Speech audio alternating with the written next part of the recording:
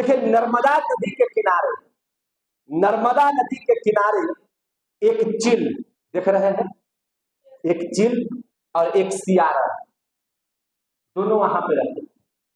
एक चिल है, देख रहे हैं यहाँ पर फिगर में भी आप लोग देख रहे हैं, और एक सियारा नर्मदा नदी के किनारे रखते हैं। जीवित पुत्रिका से जुड़ी यह कहानी है जिसे आपको भी सुननी चाहिए। और आज जीवित पुत्रिका व्रत है तो निश्चित तौर पर इस कहानी को सुनना है कि आज माँ अपने बेटे के लिए कैसा व्रत करती है। निर्जला व्रत है ये, बड़ी कठोर व्रत है ये, गलती इसमें स्वीकार नहीं किए जाते हैं।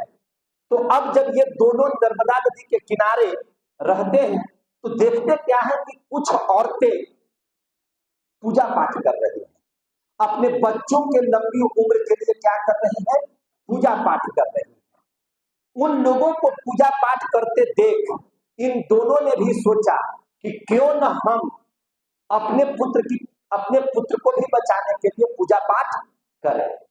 भाषण में आ गई। अब स्थिति क्या होता है कि दोनों ने पूजा आरंभ कर दिया। वहां पे आप देखिएगा कि चिल जो है बड़ी मन से, चिल्हिन जो है बहुत मन से पूजा पाठ करती है और व्रत के सारे नियमों को करती है।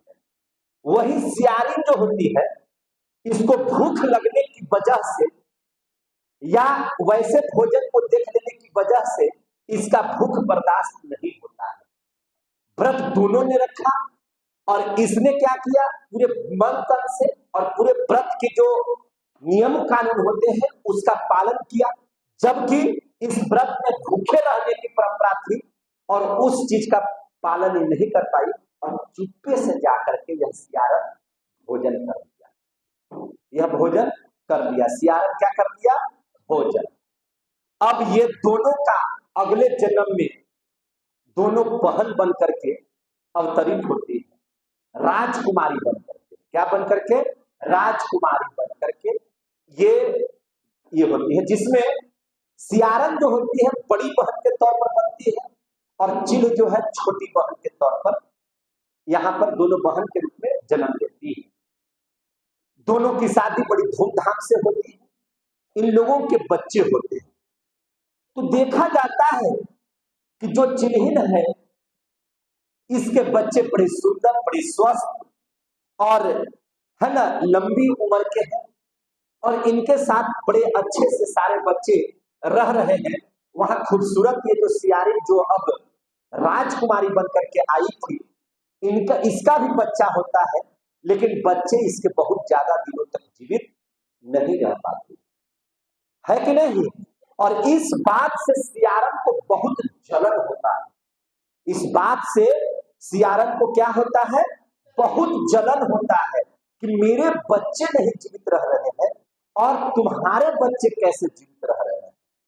तब क्या होता है कि यह सियारन जलन बस अपने ही छोटी बहन के पति को और अपने ही छोटे बहन के बच्चों को मारने का प्रयास करती है। क्या करती है, मारने का प्रयास करती है और मारने के लिए हर वो हथकंडा अपनाती है जो एक दुश्मन अपनाता है। लेकिन इसके बावजूद भी इस चिन्ह के बच्चे को, है कि नहीं, कुछ नहीं हो पाता है और सारी जो समस्याएं हैं वह निदान होते जाता है।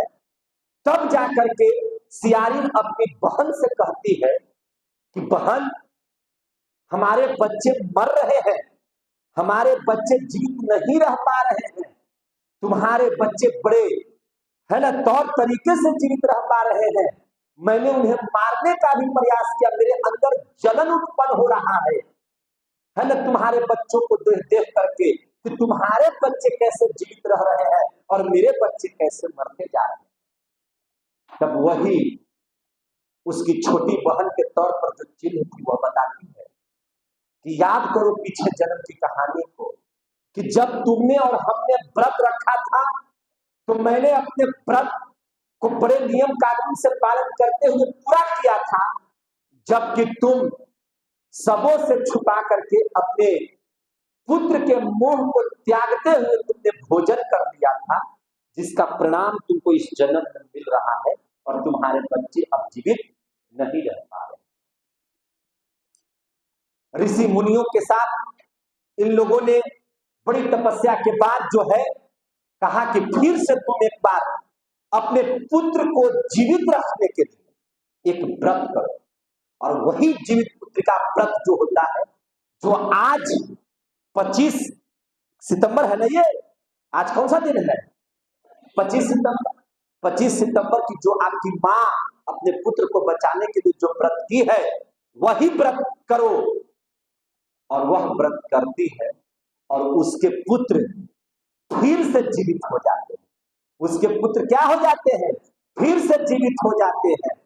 और तब से माना जाता है कि जीवित पुत्र का व्रत करने से पुत्र की उम्र बहुत लंबी हो जाती है। इसीलिए आज के दिन हम लोग जीवित पुत्रिका का व्रत करते हैं।